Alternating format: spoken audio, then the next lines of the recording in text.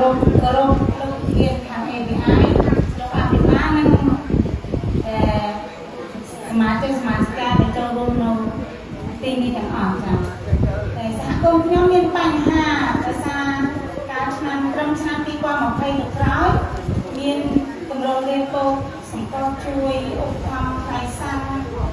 សម្រាប់ទិញចំណីចំណប់ហូបពេលទៅល្បាតប្រេងម្ដងមួយខែ2ទៅ3ដងចា៎តកន្លងមកចាប់ពីឆ្នាំ2020រហូតដល់2021នេះគឺអត់មាន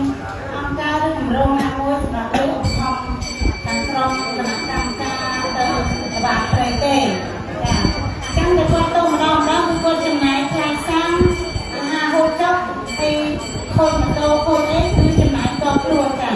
ចឹងនេះខ្ញុំចង់សំណូមពរដល់គណៈធិបតីឬក៏អង្គការ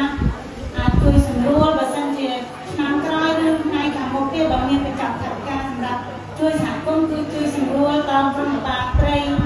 នៅក្នុងសហគមន៍ខ្ញុំផងដោយសារក្រុមឯងនិយាយចាំទៅគាត់ចង់អត់ទៅចិត្តរួមមានការកាត់បំផ្លាញច្រើនហើយ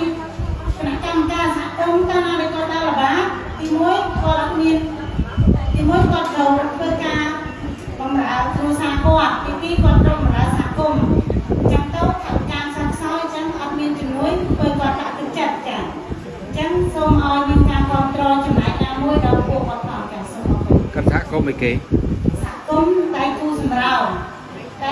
ព្រៃឈើដៃគូសម្រោងតែ